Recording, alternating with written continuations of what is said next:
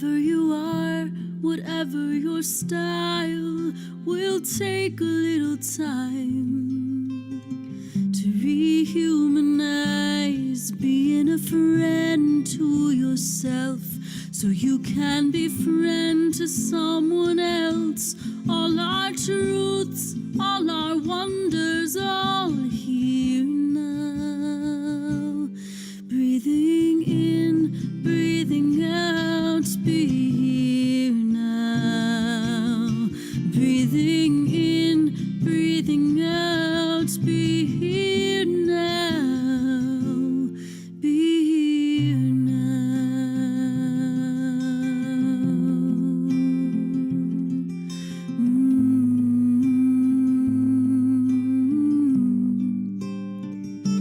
Some are thrilled, some are tired. Come with longing and desire. Come with hope and inner fire. All here now. No stars need to align. Don't even need to feel satisfied. Simply see what's real for a little while. Breathing in, breathing out, be here now. Breathing in, breathing out, be here now. Be here now.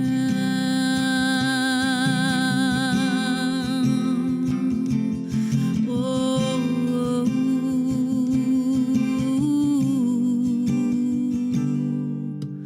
known as you are, loved as you are, be as you are, be here now.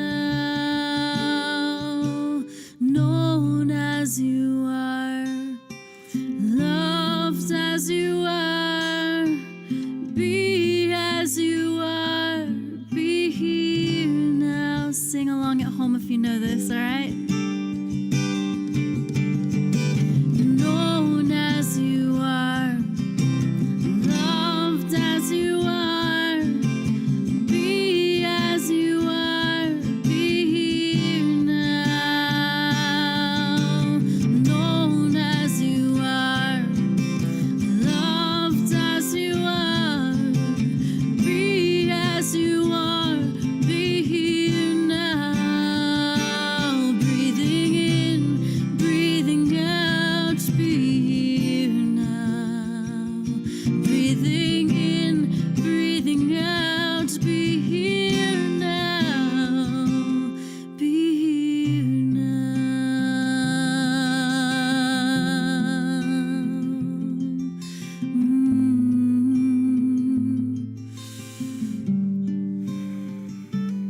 Welcome yourself, your whole self here. Being breathed, being healed, giving time, no mind for a little while. No certain way you need to be. Friend, I hope your heart is free. But if hearts are light or heavy, we're all here now. Breathing in, breathing out, be here now. Breathing in, breathing out, be here now. Breathing in, breathing out, be here now. Breathing in, breathing out, be here now.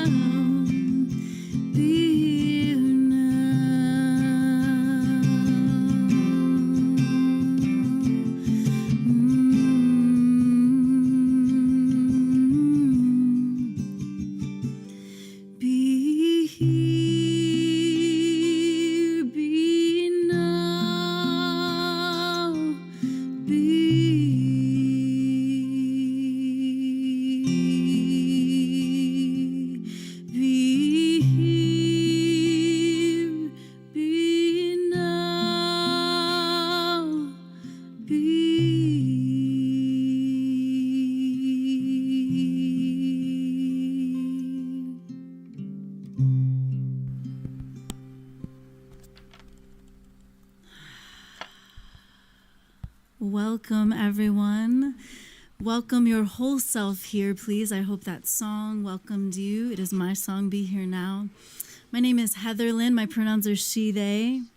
I am, among other things, a singer-songwriter, streamer, poet, and advocate, and a yoga teacher, so thus that sort of song I would write. I was hoping that whatever has brought you here today, and however you are, whatever your state of being, and however this day has been for you, I hope that that song welcomes us here fully as we are, with our highs and our lows, with all of our feels, with all of our curiosities. And I do hope that we will approach this conversation on consent tonight with compassionate curiosity. Some of you follow my story dwelling series that has been on a little bit of a hiatus lately, but story dwelling to me is taking a posture of courageous, compassionate curiosity. And as one of the hosts for tonight, that is my hope. That is how I'm approaching tonight, and I invite you to consider approaching it that way as well. We have some very special guests here tonight. I'll sing some songs throughout this show, but it is primarily a conversation on consent as we commemorate SAM, Sexual Assault Awareness Month, something that's very important and near and dear to all of our hearts here on this show. I'd like to introduce to you my first guest, a friend of mine, Hannah Skewes, a writer, a journalist, a photographer. If some of you who follow my work, you've seen some photographs that Hannah has taken of me that I've really loved and enjoyed. I've enjoyed collaborating with you, Hannah, in so many ways. And Hannah also is the founder of Pact, a creative dialogue on consent. So welcome, Hannah, tonight. Please use your clap emojis and your hearts and welcome and welcome Hannah here tonight. I'm going to pull up my phone to make sure I can see any comments that come up on like Facebook Live. We are on Facebook, YouTube, Twitch, and Twitter. So wherever it's convenient for you to tune in, we would love to hear from you. That's how we know you're here, beloved audience. We know you're here if you say hello. So we definitely really like to know that you are here. So please do that, and please share this live video as well so others can join. Hey Hannah, what's up? How are you tonight? Hey Heatherlyn. I'm doing pretty well. Thanks for asking. Awesome. Now, we have done a couple of collaborations around this commemoration of April being SAM, and I'm so curious if you would share a little bit with us about Pact and what it means to you to have a creative dialogue on consent and why it matters.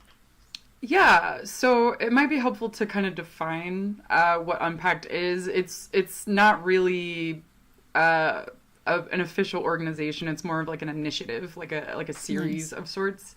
And so every year we've done a live storytelling event for people to come share in different creative expressions, like what they've been through and their own experiences with consent. And the point of doing that is, a lot of sexual violence prevention advocacy can be really powerful, but it always feels like very like expansive and universal. And I feel like people understand consent on this very personal level, right? And I think that there's a lot of power in centering individual narratives, and people can extrapolate from that what they want. The first Unpack that we did in 2019, so we've been doing this since 2019. Heatherlyn's been a community partner since last year, as well as a performer. And when we first did this, I had a big variety of storytellers. One of them will come talk later in the episode as well, because he's also the founder of one of our community partners. Yes. But we had men talk about their own like kind of confusion over consent, women who have survived sexual assault. We've had, men who have survived sexual assault, non-binary people that have even more complicated experience navigating like all of these kind of social forces like gender and power imbalances and all these things. So it's not one thing, I think, is what I'm trying to say. Consent is, and I don't even think it's like the ideal. I just think it's necessary.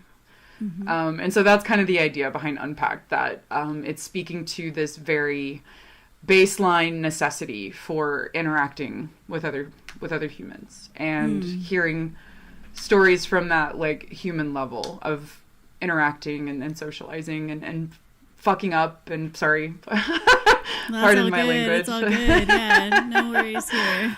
And yeah, messing up, and that you can swear on my show, on our show. I appreciate that. Apologies for the lack of a censor, but yeah, that's kind of the idea behind it. It's like taking all these messy like parts of being human and centering the idea of consent in all of that, so that people can listen to them without feeling like attacked or like they have to be a certain way. And I'm not saying that like I feel like I'm getting way into the weeds here, and like kind of there's like the idea there's the idea of consent, which is like black and white, right? Yes and no. And then there's being human, which is very gray. And so that is kind of the intersection that I feel like Unpacked lives. That's beautiful. And I think you're right. Like messy can be one word for it, but also just simply complex and multifaceted and nuanced. And we as human beings are created for connection and interconnection. And so much in our society and our culture separates us, and we live with so much of a like an illusion of separation that I think in various ways and in different levels of conscientiousness, so many of us are trying to kind of cross those chasms of separation, and in seeking to do that, we can sort of stumble and trip and fall and fumble. And so talking about boundaries and how do we create for one another safe and fun environments and honor one another's boundaries, preferences, all of those things, right? We have to talk about them. Exactly. And you're kind of hitting on kind of another idea behind the idea. So in my work, formerly as like a journalist, there's confirmation bias, right? The idea that you reject facts that don't align with your worldview, and you take in facts that do affirm your worldview. And if your worldview is that you're not someone who assaults other people, you're not gonna you're gonna hear like, don't do this and do this, and you're gonna, if you hear a soft yes is not good enough, and you don't agree, or you feel like that's like an attack on how you operate, you're not going to engage. You know what I mean? You're going to say, that's not me, and you're going to go on your merry way and keep doing what you want to do. But if you encounter like the power for me in these stories is that they are deeply personal, and they do come with criticisms of the behavior that they're describing. But it's hard to argue with someone's individual experience, right? And so when you have it presented that way, like, this is my experience, take from it what you will, I find that more people actually start synthesizing the ideas behind consent. They start extrapolating things from their story. And like, if you empathize with the storyteller, you might be like, well, I don't want to be the bad guy in that person's story. And you might start looking at your own behavior, since it's not about you. You know what I mean? Like, it's, that's kind of, that's kind of really good. Yeah. I mean, that's why I do my story dwelling shows, right? Because you really can't argue with someone's story and personal experience. And hopefully it does reach that place of curiosity and empathy or compassion. Yeah. And also consent has to do with really simple things. I mean, consent can have to do with, asking a child if they want to be hugged, right? Consent can have to do with someone confiding in you and you, honoring their confidence rather than sharing information they don't want other people to share. Like, consent can relate to property, like looking at someone's phone. Consent is boundaries. Like, if I say, Heatherlyn, like, I don't want to be here anymore and I want to leave, like, that would suck, and it would throw a bunch of plans into chaos. But okay, that's probably not a good example, because I would never do that. But like, it's like someone parking in your driveway when you're not using it. It doesn't really matter if I'm not using it. It's mine and you didn't ask, you know. And what if I come back to use it and somebody's there? Or, like you mentioned, a child like rejecting a hug. Like that's a really big. That's actually a big parenting conversation right now, which is weird that I know that because I don't have kids, but it's an important conversation. Yeah, it's like I think about that. Like when I was a kid, I was expected to like give hugs and like say hi and bye and things like that. And it didn't bother me, but I wonder if like, you know, like some kids are autistic and some kids just don't want to be touched sometimes. And, you know, not every kid is like a fountain of affection. And so, yeah. Right. It can depend on the day or the mood. And just like if you would honor someone's boundaries about their driveway, you certainly should honor someone's boundaries about their body, right? Yeah, it really is. Yeah, like this is like one of my big frustrations with interacting with people. And I have had these I've been on the other side of like a boundary violation as well, sure, like and not understanding that I'm violating a boundary, but that's what consent is. It's a boundary and expecting the other person to like honor it. And I think that the reason that sexual violence prevention is so centered in like the topic of consent is because like those boundaries are more like privately held, more intimate, and I think that I think it's also messier when we talk about sexual violence prevention as well. Yeah, and as we move into a world where we are more and more talking about being sex positive and being body positive, the hope with that is that there is more empowerment and ownership for one's own self, right? So that we embody our own agency and communicate about that. So then, like, we're all having better experiences of connection, and it's fun and safe and delightful and mutually life-giving rather than something that takes from someone. Or make someone feel obligated or manipulated, and definitely just that power analysis that you were talking about too. Yeah, and I think that is kind of the other side of the coin, right? Is like understanding that what you want is not universal and it's not the law. Yeah. So even if you like, I feel like entitlement is like this really big barrier to like true like informed creative what's the word? Enthusiastic consent.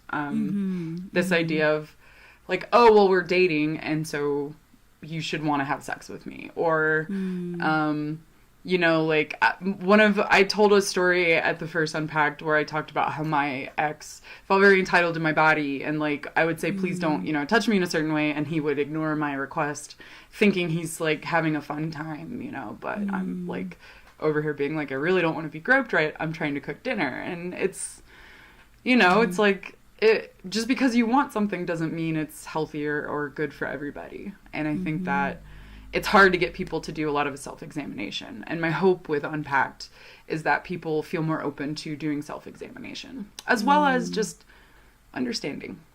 Yes, absolutely. That's so good. I'm so sorry for that experience, and I appreciate that you talk about how problematic entitlement is, because that I think is deeply seated in the white cis heteronormative patriarchy construct, right? And in the collective psyche that many of us are seeking to unravel. And so that's a huge part, I think, of what this conversation is about, what Sam is about, and what Unpacked is about. So thank you for all of that.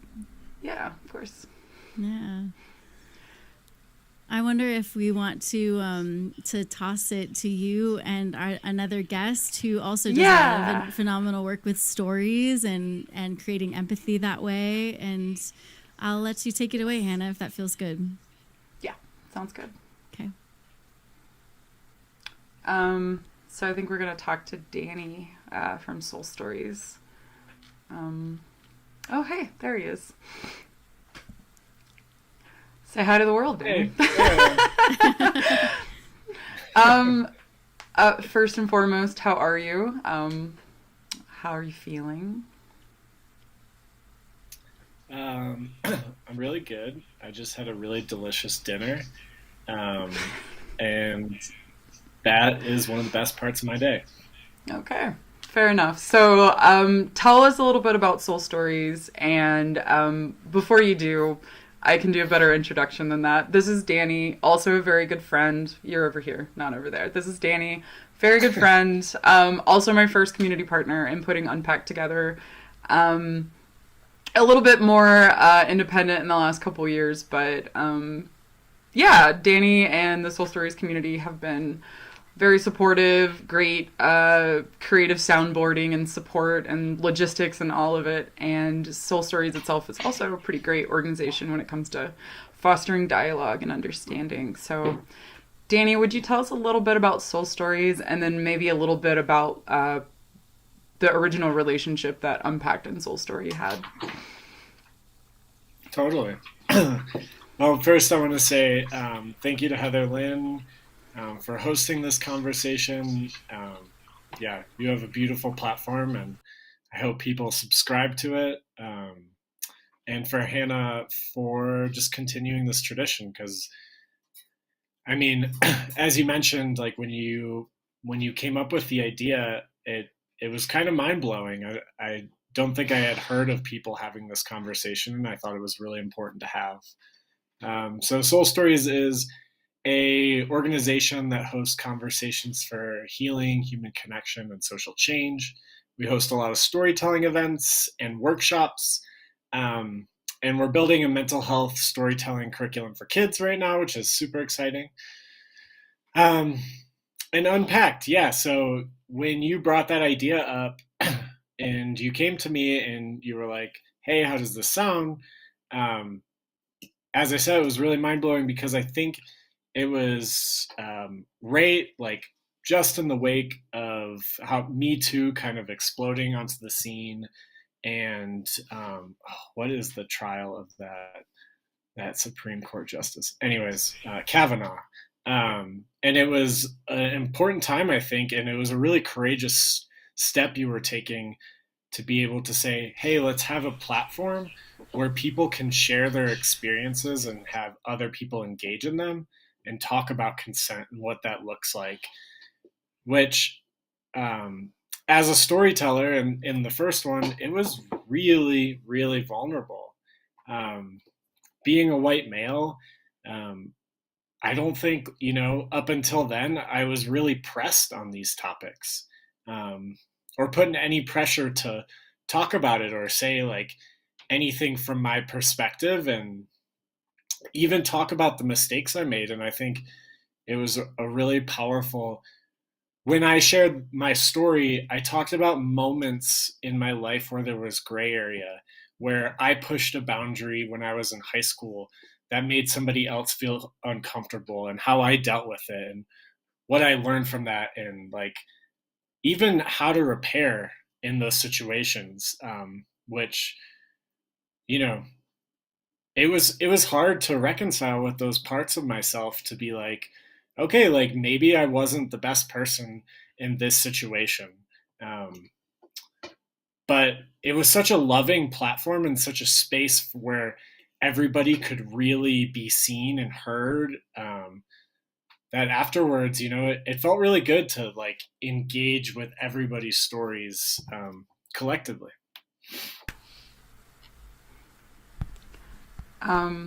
Yeah, thanks, Danny.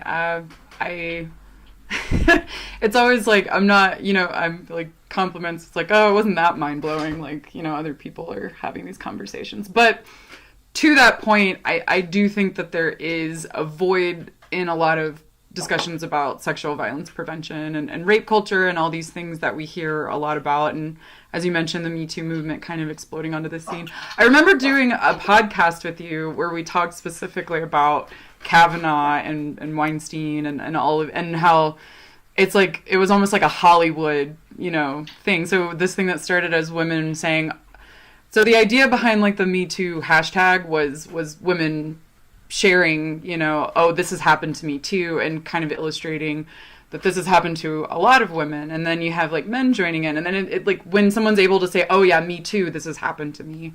I thought that idea was really powerful. And then you see the movement kind of get co-opted for different reasons.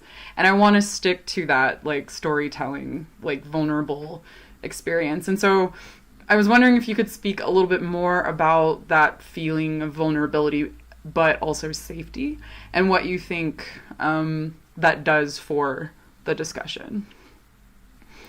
Yeah, totally. Well, I think when people feel like they're not going to be judged for what they've said, it gives them freedom to take emotional risks. And I think when you create a container where, as we talked about, where the boundaries are really strong, so you know what the intention of the story is, you know who you're sharing it with, you know who the audience may be. Even if you may not know the people in the audience, you know that the people are everybody's signing up for this experience, and they're giving consent to listen to these, what can be really triggering stories for a lot of people who have experienced sexual assault, and not even sexual assault, people who have just had gray areas with boundaries, as I think a lot of people have. And when you can create that container and allow for people to take those emotional risks, then I think, what you created allows somebody in that audience to be like, oh shit, I had somebody come up to me afterwards and was like, oh my Lord, like I had something just like that and I've never told anybody, can we get coffee? And we got coffee afterwards, and it was a really powerful experience for both of us to kind of be seen with each other. Yeah, that actually is something that I wanted to talk about as well, was the audience reactions that we all got afterwards. There were so many people that came up to say this story really got me thinking, or I didn't ever think about that as something that was a boundary violation. And we had Becca talking about unwanted advances, but also kind of being into it and being confused. And then we had you talk about sort of this. Your story was so, to me, interesting and really important, because you talked about this religious overtones of how you're supposed to be and how you're supposed to interact with the other sex. And then how that kind of colored your own suffering. But also you mentioned going through and at times being careless with other people's boundaries and confronting that. And I just thought yours was a really nice encapsulation of how you could, if you wanted to, as a white man, go through the world and not be pressed on these things. But you did decide to enter the space and actually made some connections by being vulnerable about things that maybe you weren't proud of, or things that maybe you don't want to always talk about.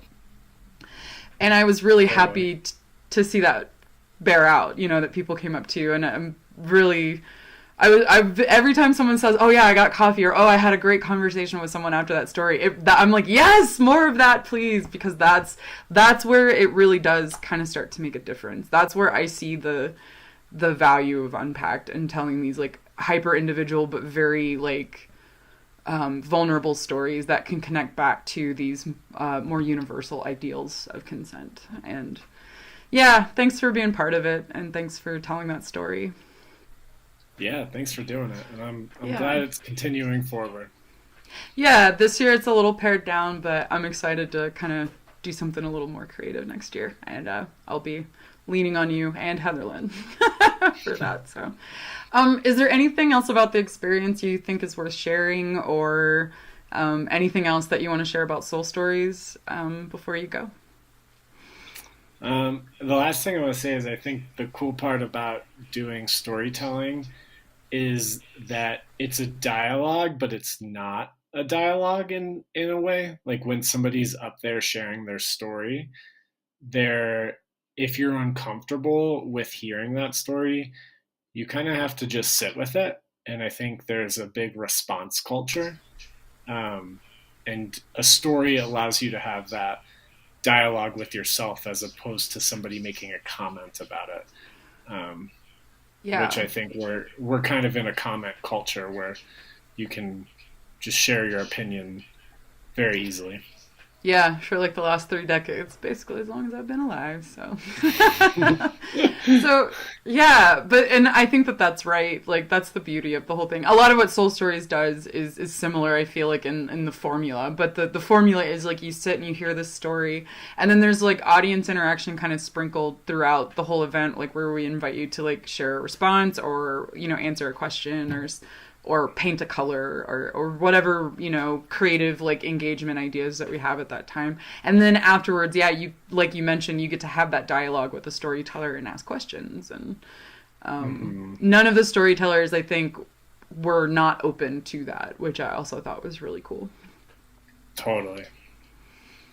Yeah. Well, thanks, Danny, for hopping on. Excited to see what Soul Stories does next. Yeah. Thanks, Heatherlyn. Thanks, Hannah, for having me. Yeah. See you next time. I don't know if we can. Oh, hey, I have a question for you both. Oh. Yeah. So thank you so much for you both being here and all the things that you both do. You shared quite a bit about a particular experience that some of our audience and our viewers might like to check on. So I'm wondering if you could share how they can find the story that you shared, Danny, or the podcast, or all of those things that you were talking about. How could people find them so that they could listen to them later? Totally. So Soul Stories has a podcast. If you go to soulstoriesdenver.com, they'll have like a way to find the podcast. You can also search for it on any of your, yeah, exactly. You can search for it on like Apple Podcasts or just Google Soul Stories podcast. And I think it was either the second or the third season of the show where we did the second season where we had all of the stories recorded and produced, unless we were asked not to for one or two people. But you can find Danny's story on the second season of the podcast. I think it might have been the last episode. Awesome. And you can also find Hannah's there too. Yeah, and I'm actually on the Soul Stories podcast as well. So you can scroll down a couple years season 3. Find some of my story in there. So that's awesome. Yeah, I'm on season 1 if you want to hear the conversation. I love it. Awesome. And where is the presentation that we live streamed and did in person last year? Where is that located? Is that also on the Soul Stories Facebook page, video archives? Yeah, there you can still find so we did our second or third performance in my backyard, and we live streamed it. And there should be a video of that on the Soul Stories Facebook page if you go look through videos. YouTube as well. I also have like a copy of it, but our Unpacked website is current. Like we took it down to fix a few things, and it'll be up by next year. So, but I can also send the video link to Heatherlyn, and then if you want to, we can post a few links to what we've referenced in those. And I can do that. Awesome. Well, thanks for being with us, Danny. We appreciate you and all that you're doing with Soul Stories, and thanks for being vulnerable and sharing your story here. We have a couple of guests watching, I guess audience viewers, Dee and Carl, also patrons of mine. These live productions are made possible by my patron community, so we're very grateful to you, patreon.com/HeatherlynMusic. Thank you for being here. Whoever is watching, please do say hello, because that is how we know you're here. We're so glad to have you. I'm talking with Hannah, founder of Unpacked, a creative dialogue on consent. We're having a conversation on consent tonight. We just had special guest Danny with us, and Alison is coming up soon to share with us about CCASA's work. That's Colorado Coalition Against Sexual Assault. I'm going to do a song for you, though. It's called Light Will Find Us, a song of mine. Just because I think that both Danny and Hannah were talking a little bit about the illumination of stories and how they can teach us with such graciousness, you know? So even if we're, kind of finding our way in this world of finding genuine connection and doing it with integrity, trusting that the light will find us and allowing ourselves to be illuminated by people's stories and experiences, we are in this together. So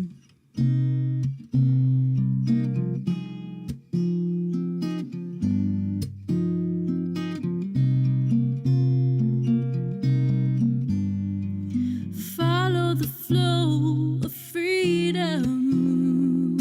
Hold the hand of hope. Learn the lead of love. Trust and the light will find us wherever we roam. Goodness grows in the ground on which we crawl or walk or run or dance. Nourish her with gratitude, sharing together the abundant fruits. We will follow the flow of freedom. Hold the hand of hope. Learn the lead of love. Trust and the light will find us wherever we roam. Kindness frees the soul, chained in fear and pain from long ago. Grace embraces all despair. Walk out unbound into the open air. We will follow the flow of freedom. Hold the hand of hope. Learn the lead of love. Trust and the light will find us wherever we roam. Wherever we roam.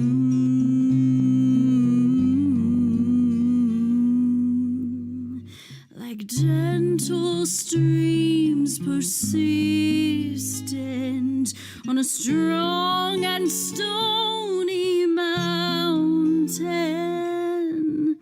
Currents of compassion move and cut the deepest grooves.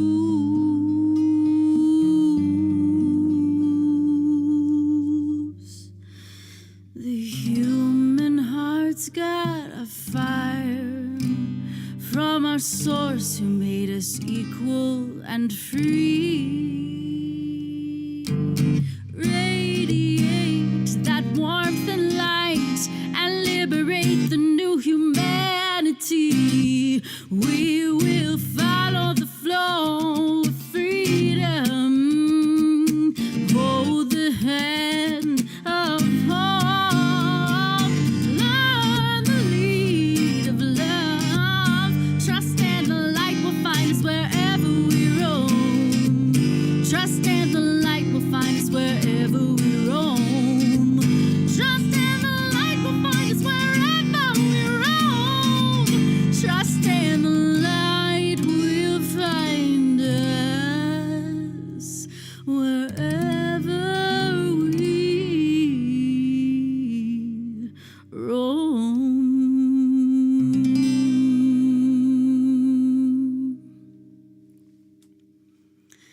Yes, that is my song, Light Will Find Us. It will be on my forthcoming Heatherlyn's Musical Apothecary album that we are making right now in this season. So tonight, though, we are focusing on a conversation on consent, commemorating April, which is SAM Sexual Assault Awareness Month. Hannah Skewes is co-hosting with me tonight, founder of Pact, a creative dialogue on consent. And, these pandemic times are wonky. Sometimes you just don't know if you can plan ahead and do something in person or if you should do something online.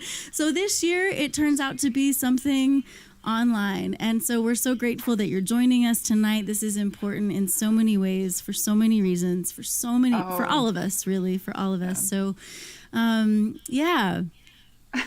I am grateful for, actually, I wanted to shout out, first one, thank you, Heatherlyn, big help in continuing the tradition of having an event, having a dialogue every year. Yeah, absolutely. Yeah, and Heatherlyn's partner is also huge help with the live stream and does such a nice job. Yeah, thanks, Jason. And a quick shout out to also my partner Joe, who did the branding for Unpacked. So the little logo you see in the bottom and the type-based logo that you see was based on a lot of hard work from Joe. His Nice. I should have planned ahead, but his branded kind of professional site is boldface.com. BOHLDEYS.com. Okay. And Yeah, you can feel free find to all of put his it work in there. the comments. Mhm. Yeah, I will. Awesome. And we also have Alison, I think, up next from the Yes. Colorado Coalition Against Sexual Assault, who is also, huge Yeah, participant and help. Y'all welcome Alison with your clap emojis, your hearts. Hi, Alison. Hello, thanks so much for having me. Yeah. How are you doing? Doing well. Good. So Alison is on the board of CCASA. She's also a past performer from last year. So Alison, I was just wondering, similar to Danny, would you tell us a little bit about us? So real quick, I got involved with CCASA a few years ago as a member. I didn't renew this past year, but I will.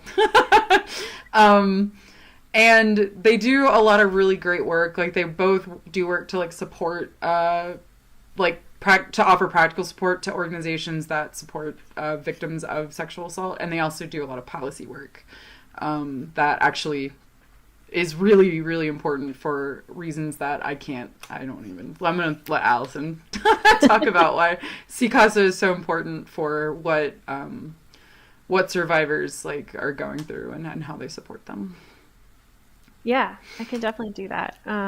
As you mentioned, CCASA is a membership organization, and that's how it's able to represent all kinds of folks across the state. So anybody can be a member. And you can be an individual member if you'd like to, but members include, victim advocates and community organizations that address sexual assault. There are some colleges and universities, medical professionals, policymakers, offender treatment programs. It's all kinds of people. And on behalf of its members, CCASA works to your point, right? There's a lot of policy work. So it's trying to address some of the big picture stuff that's going on.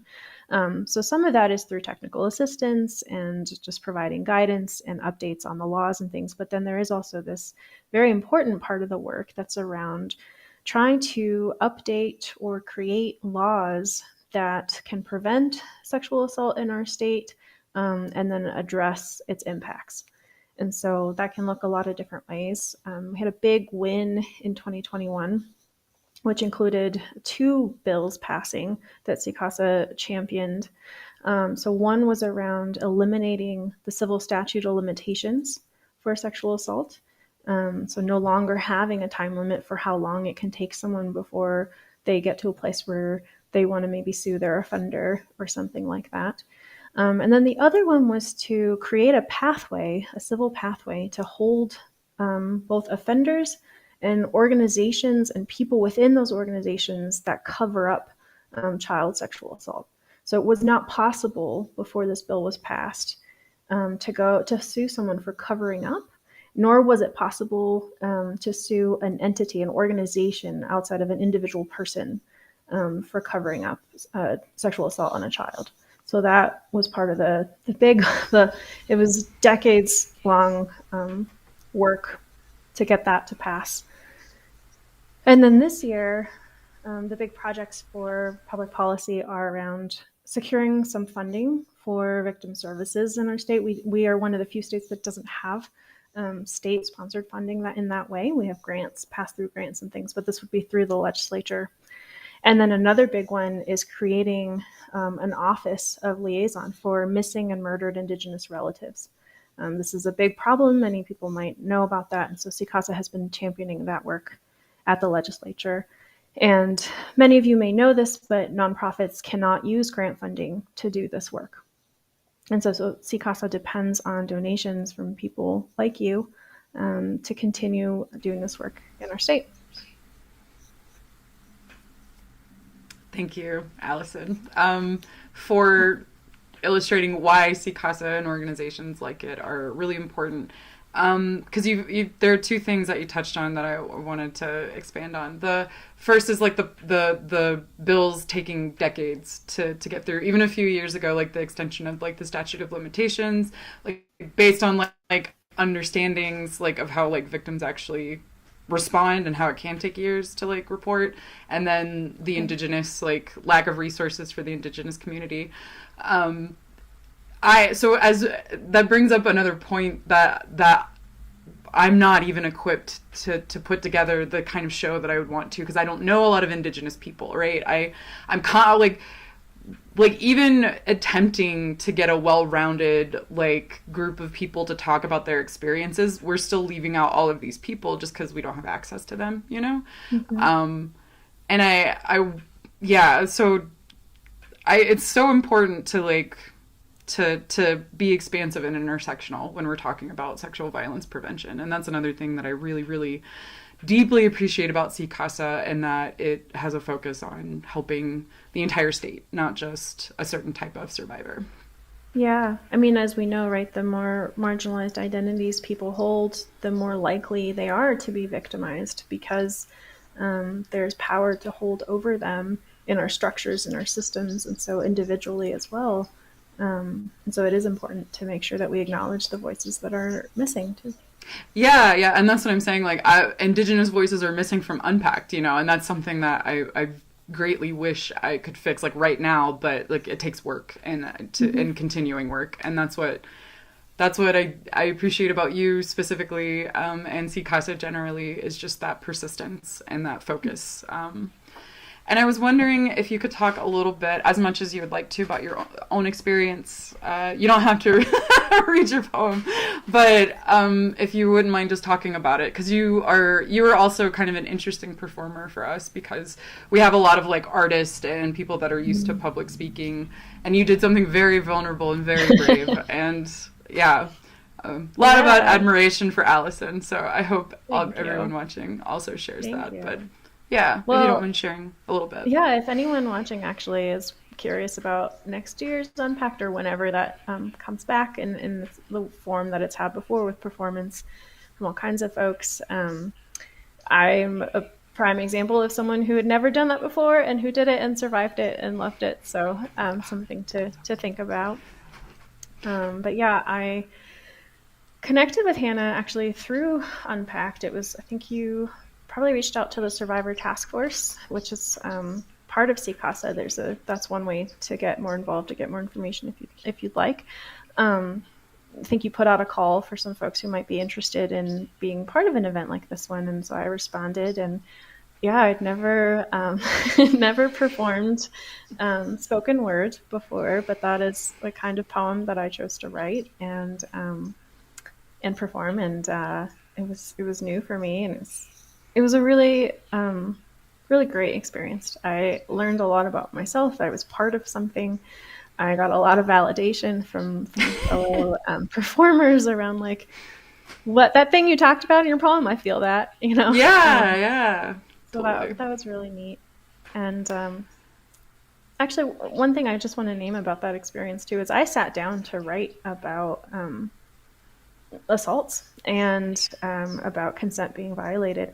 And that is not what came out. I ended up writing about what happens when consent is present, and what it's like to be in my body and enjoy it, and have a consensual interaction. And it was really powerful to see that, you know, I've put a lot of time and energy and effort into healing.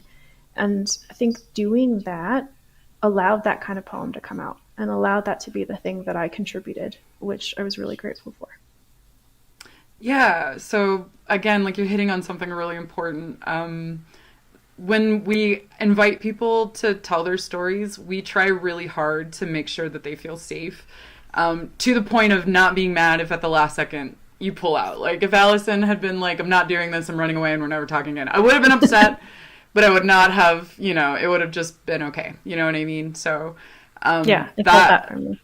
Yeah, good. So, like, if anybody in the future wants to reach out for next year, which is a year from now, which I realize is a ways off, but we are always looking for new voices to kind of share their experiences. And Alison's was also really powerful because that's another point, right? Is like what I love about Unpacked and the what it draws out of people, and is like these ideas, like it's like all you have to do is talk about your own experience with consent, and not everybody has come out with like the more like joyful aspect of it. Like you and another poet we had last year named Ellie did a lot of that, and it was really powerful because you felt like they're like your joy and your ease in your own body, and it's like oh yeah, that's what it's supposed to feel like. And it's a good it's a good reminder that like you can, like, consent can be like really warm and safe and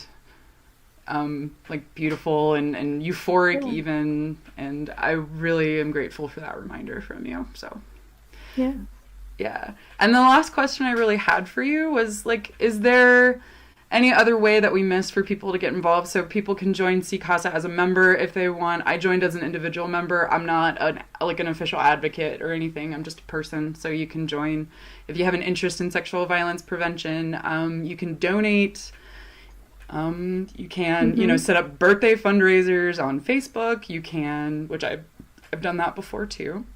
Yeah. And if you do join, you can join committees, the Survivor Task Force. Yeah. And you don't have to be a member to join the Survivor Task Force. You do have to be a survivor. But that's something you can do. You can join the board. We're always looking for folks who might be a good fit for that. I had never been on a board before joining this one, so please don't let that stop you. We also have had committee members and board members who are from out of state. So if you have some kind of tie to Colorado that would make you want to be part of the community in this way, please reach out. And then I also, separate from my role as board member, have testified at the legislature when there are bills being pushed that are relevant to experiences that I have, things like that. I've spoken with reporters who are doing things. So there are lots of ways to get involved. More concretely, through Sexual Assault Awareness Month, there are some things going on. In particular, we have Denim Day coming up. That's April 27th. For those of you who don't know about Denim Day, just a really brief overview of what that means is it's kind of commemorating, not in a great way, but and raising awareness around consent, actually, from this case in Italy where a woman was sexually assaulted by her driving instructor. And the case, he was convicted, and then the case went on appeal to the Italian Supreme Court, and the Supreme Court overturned the decision and acquitted him because her jeans were so tight that they concluded that she must have helped him remove them, therefore implying consent, which is ridiculous. And in outrage, some members of the Supreme Court and their legislature, I believe, wore jeans the next day in protest. And so we commemorate that every year. And we invite you to wear denim and to talk to people about consent and raise awareness around sexual assault. You can share pictures of you wearing denim and promoting all of this. You can do the hashtag CO Denim Day, Colorado Denim Day. You can also go to CCASA's webpage and you'll see there's information on Denim Day there. You can donate. It is a fundraiser for them. As I said, that funding is key to pushing some of the public policy changes. So another great way to get involved. Yeah. Thanks so much, Alison. Yeah, thanks for having me. Yeah. Have a good night. Bye. Where you at, Heatherlyn? Uh-oh. I can't hear Heatherlyn. Yeah. There she is. Technical difficulties. Yeah, all good. I'm so grateful to you both, Hannah, Alison. Thank you so much for sharing with us the work and the opportunities, the authenticity of your experiences. I also know that there are CASAs around the country. So when Jason and I lived in Minnesota, I worked with CASA. So if you are watching from Maine, Alabama, Indiana, Florida, as I know some of you are, there may be CASAs, coalitions against sexual assault in your state. So certainly look those up, do a Google search. You can also look up the SAM website, SAAM, for resources to participate in Denim Day in your state. Yeah. The the national campaign of Sexual Assault Awareness Month is run by the National NSVRC, so the National Sexual Violence Resource Center, .org. They're based in Pennsylvania, but they act as like sort of a national CASA of sorts, even though their name isn't CASA. And a lot of the state organizations kind of work with them to compile resources and get ideas for their own campaigns. So, yeah, excellent. So is it okay if I do a song and then you and I can kind of do a little follow-up, wrap-up audience thing? Yeah. I was thinking about, so I have also had the honor of participating in previous Unpacked events. Yeah, I was going to ask you to talk about it at the end.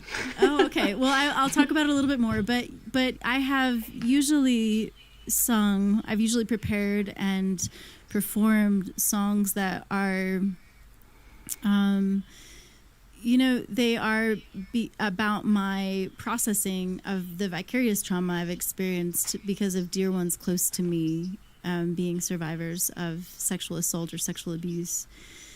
Tonight, I thought I would bring forward, some hopeful songs. You can watch those previous performances if you want to. I was actually looking for last year's video, which was actually astonishing. All of those performances were incredible. But tonight last year was so great. It really was. It was really powerful. Yeah. Tonight I had on my mind this song that's a little bit oldish cover song that I think imbues the essence and the energy of a consensual relationship. So celebrating a relationship that sounds healthy and wonderful. So I hope that you enjoy this song, and then Hannah will be back in a couple minutes and we'll talk more about this conversation on consent that we're having as we commemorate Sexual Assault Awareness Month. Thank you all for being here. Please do say hello. Thank you. Those of you who have said hello so far, you are part of my patron community. I'm grateful for your presence and your support. These live stream productions are made possible by you. So thanks.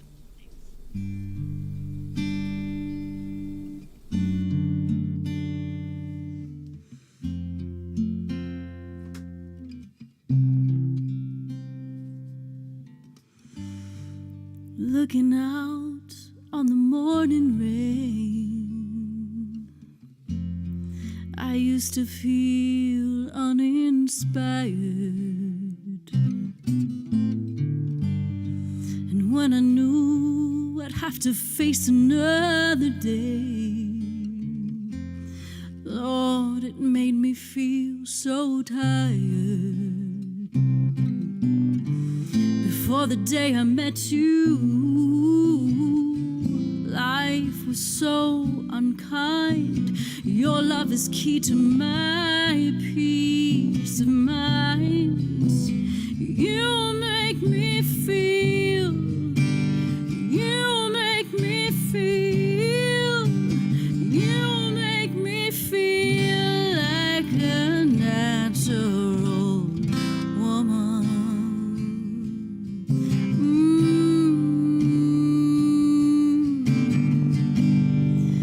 When my soul was in the lost and found,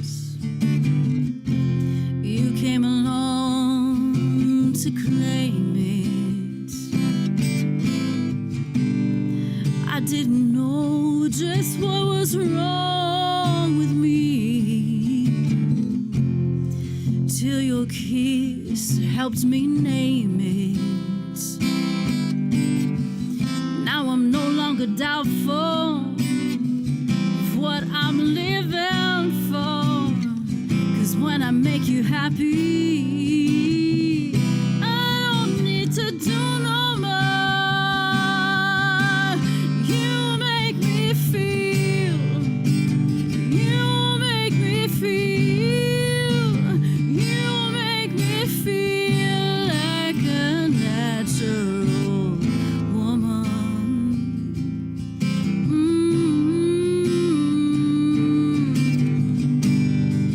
Oh baby, what you've done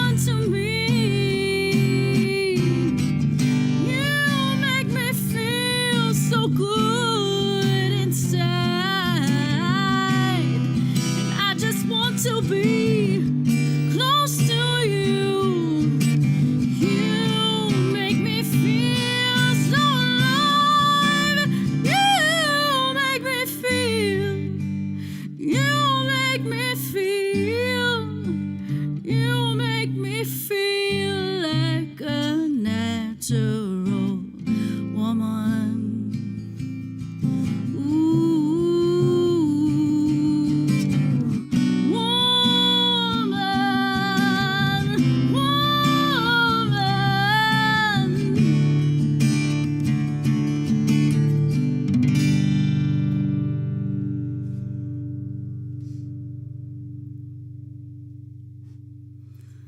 You Make Me Feel Like a Natural Woman by Carole King. Hello, everyone. I'm Heatherlyn, singer, songwriter, streamer, poet, advocate, one of your hosts tonight for this conversation on consent, commemorating Sexual Assault Awareness Month. I'm so grateful to be collaborating with my friend Hannah Skewes, founder of Pact, a creative dialogue on consent. We've had some phenomenal guests tonight, so if you are just tuning in, just finding this live stream, please thank you for being here now, and please be sure to kind of look back once we're done with the show. You can kind of go back to the beginning of it and listen to Danny and Alison and share their stories and their experiences with Pact, and also navigating this very complex, multifaceted, and important dialogue. So, Hannah, thank you for initiating this. And for letting us collaborate with you and support you in this way this year in this letting you time. letting you. Thank you so much to you and Jason. I don't really have the words, so I'm just going to say that I'm very grateful. This has been, it's difficult this year to plan something. Capacity's down all around, and so to be able to even just talk about the idea of it all is great. So thank you. Yeah, and we're continuing the tradition. So yeah, for sure. That's awesome. Yeah. Do you want to talk a little bit about your own experience, like from last year? Because you joined on officially as one of our main community partners. I keep saying our when it's like really me and help from the little weirdos that I have going on in my life, but it's all good. I'm including myself in that.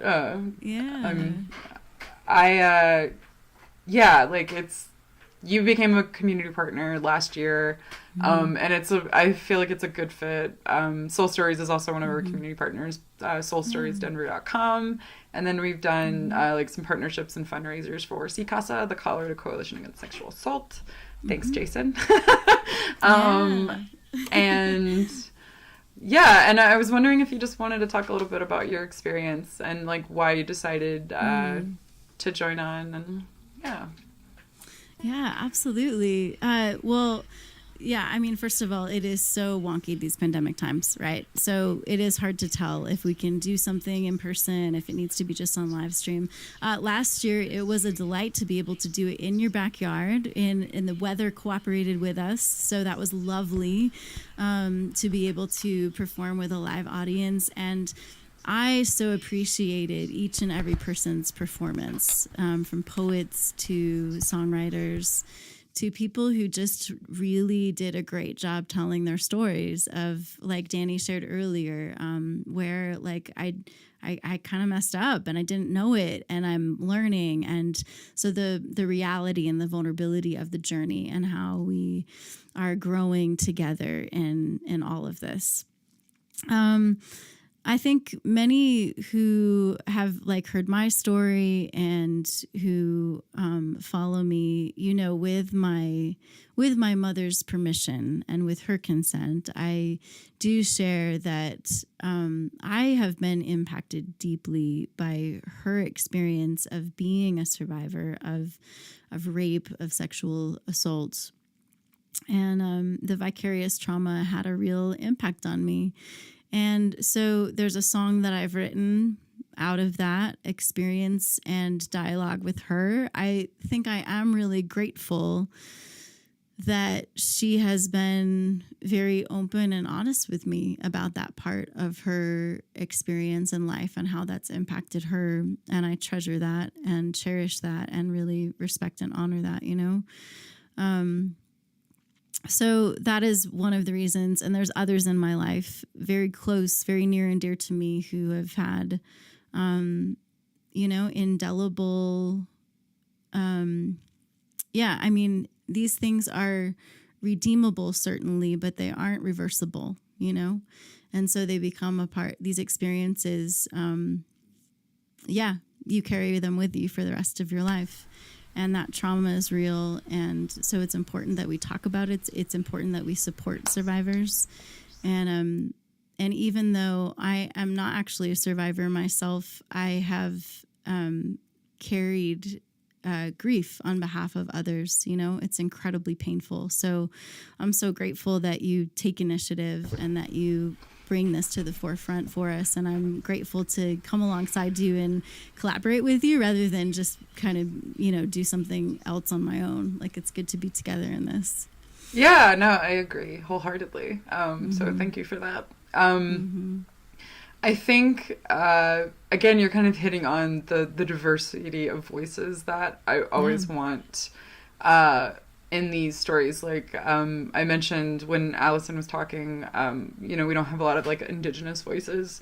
I also don't have, like, a lot of voices from Black women, you know, like, we're always seeking, like, and not, like, in a tokenizing way, but, like, it's just important to hear from these people, you know. It's like important to hear, like, I have like some marginal identities, but I'm also a white woman, so there are things that I'm just not going to know about being a person of color going through certain types of trauma.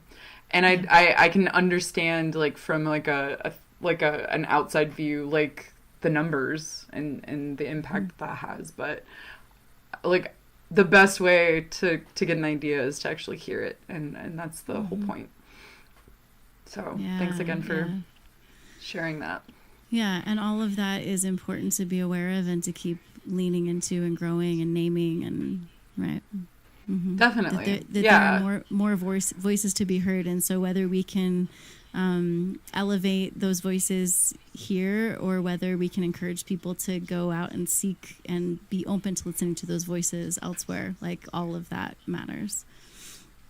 It does matter. It really does. And I could, talking about how powerful it is to hear these stories obviously isn't the same as hearing them, but the response is really, like, I don't want to say, like, that's why we do it, but I'm not like oh, you're so great, keep doing it, but meaning the response of, like, I didn't think about that, or oh wow, I didn't know that this was, like, a reality for certain types of people, you know. Like, I think I opened last year I was doing, like, some research to kind of get prepared for introducing people and all these things, and I learned that my sexual identity is at higher risk for violence than other, like, than straight or, like, so I'm queer or bi or whatever you want to call it, pan. Some people, I specifically identify as bisexual because there are certain criticisms that I've gotten related to that identity, so it feels important to stand up and be like, this is who I am. But apparently bisexual women and trans women have some of the highest prevalence of like, situational violence. And it's weird to, like, read a statistic and go, oh, that explains a few things, you know what I mean? Like, and I've been hiding that identity for lots of in lots of spaces and lots of social situations. So it's like, it's a vulnerable thing, but it also feels important to say, like, hey, like, you know, here I am, here's my experience. And like, realizing that and, like, understanding that there are things that you're not going to know about other people's experience. That was something I didn't even know about my own experience, except for when it was, like, staring me in the face, like, oh yeah, I've faced certain traumas because of who I am. And I think it's important for people to know that there are certain things that you can't help about yourself, and it's not fair that you're in more danger because of those things. That's right. It's not fair that, like, Black trans women are, like, we keep, you know, like, the names keep piling up, like, the list gets longer every year, and, like, it's just not fair. And I think that telling these stories makes that a little closer to parity, even if I'm always afraid we'll never quite get there. Yes, we acknowledge, we honor and respect this reality, right? And the reality of what people are experiencing, and then we do what we can to close the gap, to make a difference, to create a more beautiful, just, equitable, and generous and fun, delightful world. Oh, yeah.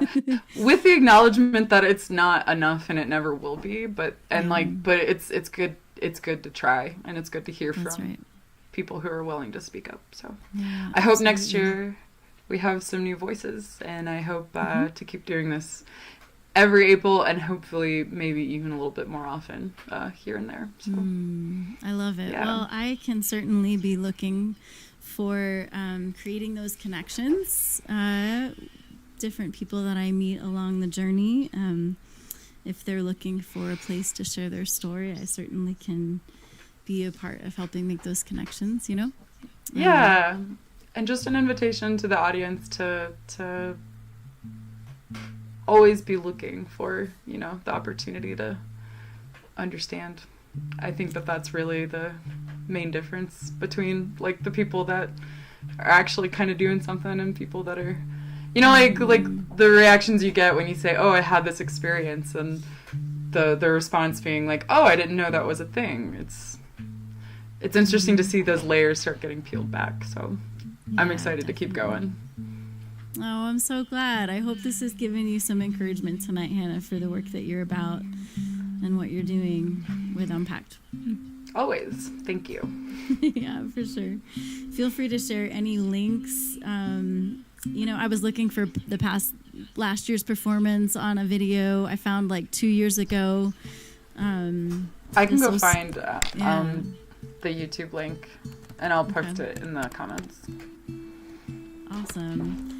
Anything else you want to share before we kind of wrap up? And I'll send us off with a song of just loving kindness and best wishes for everyone. Yeah, no, I'm sure I'm missing something, but, you know, I feel might be better than you think. Yeah, who knows? I feel very satisfied and full, and I don't think I have anything else to share. So okay, awesome. Well, thank you again for initiating Unpacked, a creative dialogue on consent, for bringing along our guests tonight, Danny Mazur from Soul Stories and Alison McCarthy. From CCASA, Colorado Coalition Against Sexual Assault. You can certainly check out all of those resources. There's beautiful content and important content from both of those spaces. And thank you to my Patreon community for supporting my live streams. And Hannah, again, thank you for taking initiative and allowing us to. Dee says, raise his hand, I want to be one of the weird little people. I saw that, and I wanted to tell Dee to feel free to get in touch. Earlier when I was referencing Unpacked, when I say we or our, like it's really me, and like leaning on the help from all the like little weirdos I've got going on in my life. And so I would be happy for Dee to join my little band of weirdos. Okay, well, I'd be happy to connect y'all. Yeah. And cool. Yeah, thank you again to Danny and Alison. I have a lot of admiration and respect and love for both of them, just as human beings, but also for the work that they do. Alison in supporting victims, both in her day job and in her like extracurriculars, which is just kind of superhuman. And Danny always working pretty tirelessly to bring people's stories to other people. Yeah, I'm grateful that this is the community that I have, and I'm grateful for you. And yeah, I will have more on Unpacked as the year unfolds, so stay tuned. Awesome. Well, the community you have around you, Hannah, is a reflection of you. So, yeah. Thanks again. All right. I will close this all out. Oh, yeah. Didn't mean to cut you off. No. I'm done. We're good. All right. I'll just send you all off. Thank you so much for joining us. And please feel free to share this live stream now or after we've posted it. It'll be there here on all of the platforms available for people to watch, to listen, and to share. So thank you for your presence tonight. And we'll send you off with my song Ever. It's on my Being Breathed EP. And it's simply a song wishing you all the goodness life could possibly offer you.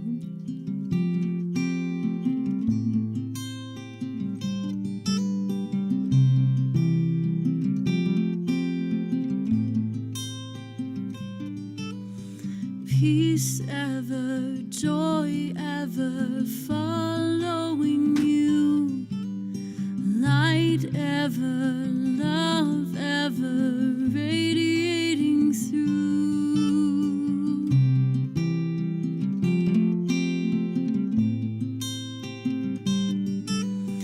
Hope ever, faith ever strengthening you, life ever, breath ever nourishing you, and everywhere you go may you always be home, and everyone you meet be messengers of peace.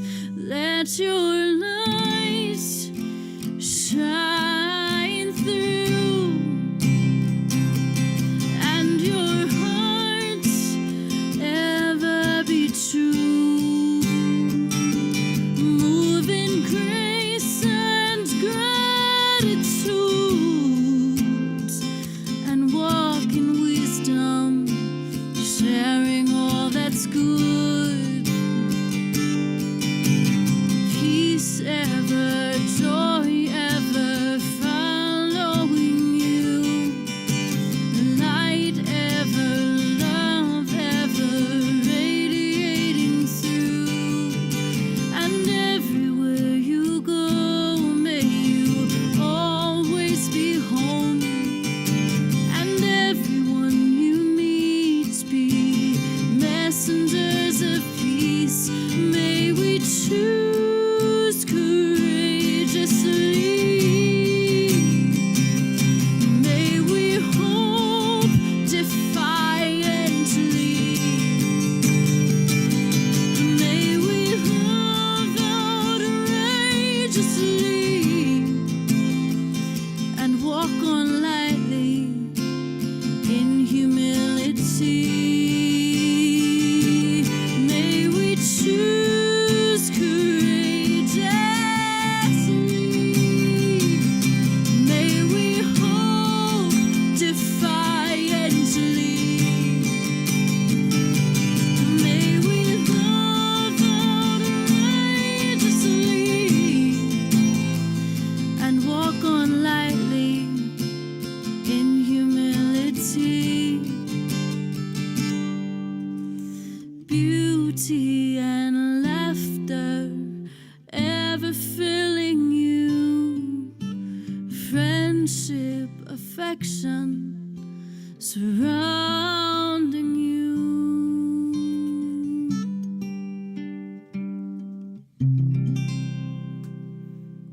Peace, y'all.